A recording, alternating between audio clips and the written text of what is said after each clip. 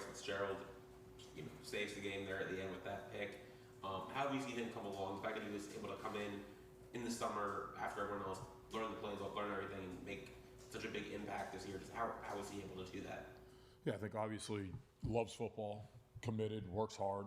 He's in the building all the time, constantly, competing in practice. And, I think I've made comment earlier in the year, in practice, the ball always finds him. And it does the same thing in games. In fall camp, preseason, I thought he created a lot of takeaways in those situations, and then got an opportunity to play on the field, and it's happened over and over again. I think the first one might have been South Florida or Bethune, and but he just continues to have a way of finding the football, and I think the way that he competes and the way that he goes about practice and studying film and constantly improving is why you see him every single week continue to take the next step and get better as he develops. Corey, just that last drive in general, Texas starts driving down, they get to the goal line, just your team's resolve, your team's ability to close it out once they got down to the 5, just what does it say about the team, the group, and just how you guys were able to handle it with your back against the wall in those final moments? Yeah, I think that was, the plan for the entire game was at some point they're going to make a play. At some point their wide receivers are going to make us miss a tackle, or the quarterback's going to extend something with his feet, or, they're going to hit a run, and it was always just respond.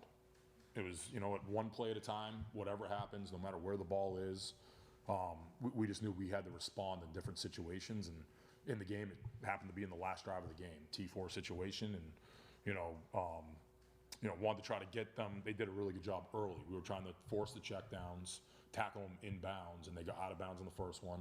I think he hurdled us on the tackle. Then the second one, they get the ball out of bounds, and we get the penalty. And now they're at midfield and really didn't take a lot of time off the clock. And I thought when he scrambled, it made a good play to get down there. But our guys responded. They didn't get nervous about the situation. They played within the moment, played within the situation there. And, I thought they stayed together through everything. I thought the D-line did a good job of collapsing the pocket. I thought guys did a good job understanding where they were in the defense and communicating to certain calls, especially with different looks and pre-snap pitchers. And, everyone just did their job, and it worked out where we made the big play to win the game, really on second and third down. I thought a couple guys stepped up to make plays. Looking at Ohio State, obviously Jeremiah Smith, a lot of consider him maybe the best overall player in the country. Just how is he so difficult to defend? What makes him so difficult to defend? Yeah, I think they have elite players on the perimeter. He's a big wide receiver. He's got really good size. He's got really good speed. He can make a big play at any point in the game, and they do a lot of things to get the football to him. Quarterback's a good player. I think they're good up front. They protect him well. So overall, they have a lot of different ways that they can attack you on the offensive side of the ball, and I think he's one of the better players in the country, and there's a reason why he is. He does good things when he gets the ball. Does it help when there's probably at least 5-6 guys on the defense who've played against him or played with him in high school? Have they told you anything like, hey, like this worked one time in a Class 3A playoff game or something? Does anything like that pop up? No, today was really more clean up the game from this past weekend, make sure we fix different things, clean up different items, and make sure we all saw it the same way, and now we're moving on to Ohio State. The completion percentage for Julian Sayin is off the charts, right? I'm curious, does that accuracy show up when you watch the tape as well? With the ball placement? Yeah, I think they do a really good job. I think they, it looks like they're going a little bit slower on TV and on the coach's copy there, and it looks like they manage their drives very well. They're staying ahead of the sticks. They're not getting off track.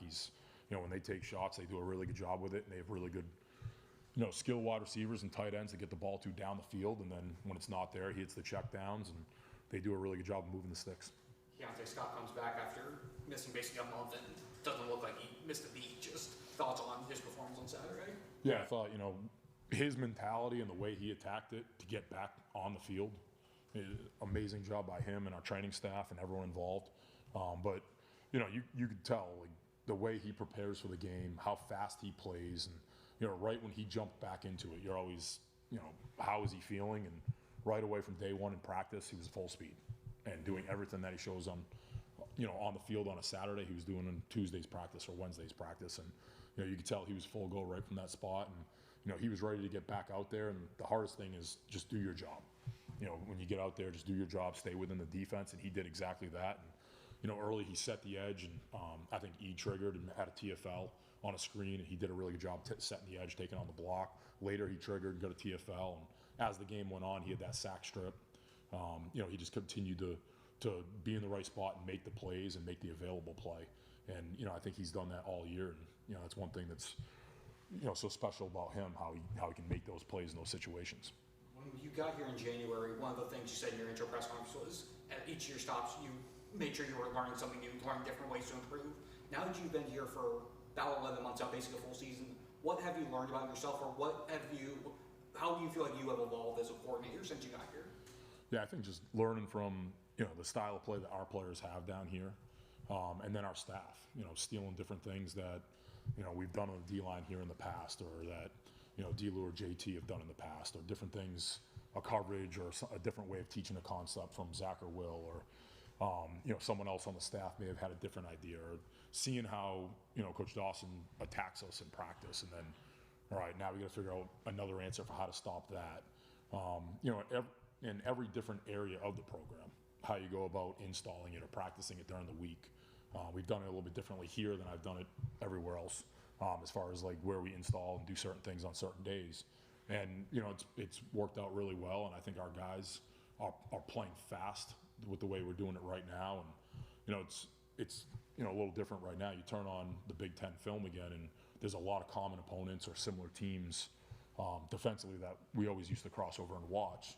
And, we've evolved, and we're a little bit different than we were when we were back in the Big Ten. And, you can see that on our film when and you go from the A&M game right into the crossover film from Ohio State. You can see those differences right away jump out to us.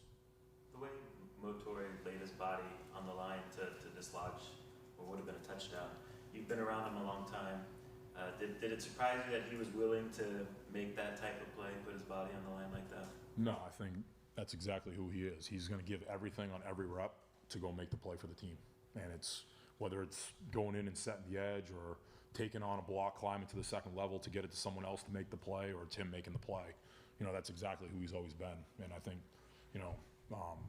seeing them throw that and knowing that he was going to be there, like on the sideline, you knew that our guys were going to step up and make that play. And just wanted to say about him that, he comes out of the game, it was a scary looking injury, and he comes out and he's 2 seconds later, cheering on Bryce and trying to get into the celebration while the trainers are pulling him back. Like, what does that say about him and how much he cares about his team and everything? Yeah, he loves football. He loves his teammates. That's always who he's been. And he didn't want to come out of the game. Obviously he's got to go see the trainers, come off the sideline, but he wants to play every single play. And that's what a lot of the guys in the defense and on the team here, that's who they are. They love the game of football. They love competing. And I think that's why, the defense plays the way it does. And I think that's why, what shows up as a result from the team. That's what it is. And, every guy wants to get more reps and continue to battle and continue to play in different areas. But, it showed in the game with him doing that in that situation. And then with OJ coming back for the first time since, I think, the Stanford game, how do you think he did in his first game back? And do you think he had to maybe shake off any rust or anything? Yeah, I think, I thought he played well. I thought all those guys, the way they communicated, I think A&M had one explosive play against us, and that was the thing that was our number one concern, was making sure we kept the ball in front of us, tackled well on the perimeter, set edges, challenged the receivers, and I thought those guys in the back end did a really good job all game long. We had one miscommunication, really good throw and catch by them. I thought that was an excellent play by ZP and even E on the backside, running that thing down in case that was a fumble. Going to scoop that football up. But, outside of that, I thought those guys communicated well. I thought they played really fast, and I thought they played physical on the edges. And then on those, what have you seen from Ohio State, particularly in their pass blocking? Yeah, I think they're a very talented football team. I think they run the ball really well. I think they have good backs up front. They're physical at the point of attack. I think they have some really talented tight ends, and they play a lot of guys at that spot. And then, the wide receivers speak for themselves. They're as talented as anyone in the country on the perimeter. And at any play, it could be an explosive. So we got to do a really good job of, playing one play at a time. Our guys got to be physical at the point of attack. We got to be really disciplined with our eyes. You haven't coordinated against them, but you've been on staffs you've been part of staffs that have played against them. Yep. Does that familiarity help at all, or every game's different? Just trying to get a feel. It looks like it's a little bit different than the way they called it Looks like it's a little bit more heavier personnel than what it was in 2022 and 23.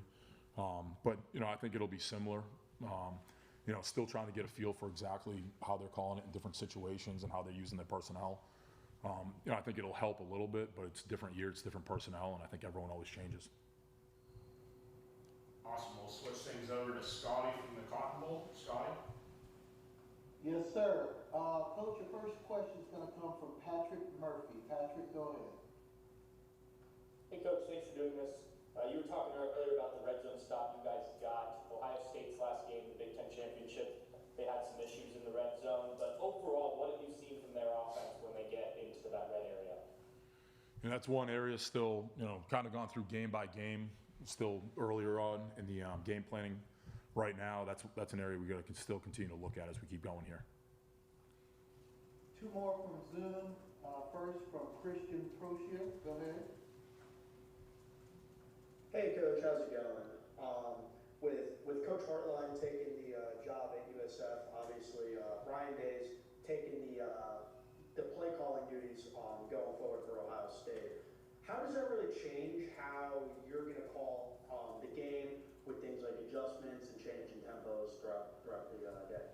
Yeah, that's something, we got to get a feel early in the game. How different is it from the Indiana game or from what they've done this year collectively in the 2025 season? And, we're going to have to get a feel. Is it the same way they're using their personnel? Are they using it different? Are they using the same tempo or style of play? Or are they changing it up?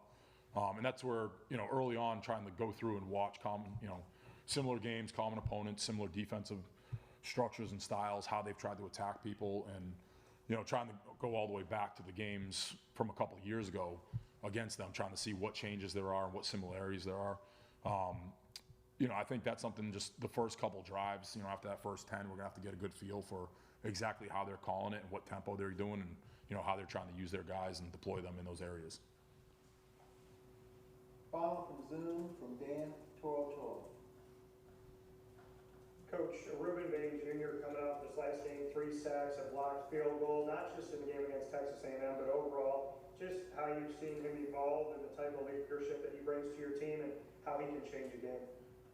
Yeah, he's a guy that, he's always going to be in the right spot. He's always going to play as physical and as hard and as fast as he possibly can. And, it's, I've mentioned it in the past, that's what happens in Tuesday practice. That's what happened in spring football.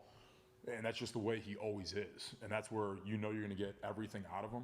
And, in some games, like this past weekend, he was the guy that made the available play. In other games, he's the guy occupying a combo or a double or getting chipped. And, one of the other guys are stepping up and making that play. But, I thought it was awesome. He had some available plays this weekend. He played very, very well. He was great at the point of attack. He used his hands very well. I thought he did an outstanding job in the run game, knocking the line of scrimmage back.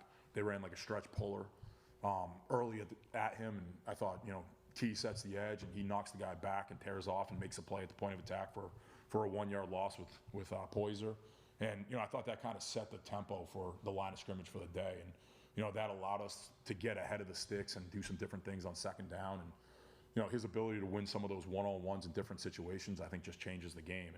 And he's been doing it all year. It's just sometimes it's a double team, sometimes it's slide to him or different things. And this weekend, obviously, he was rewarded with the stats a little bit more, but I thought his style of play has been the same way week in, week out.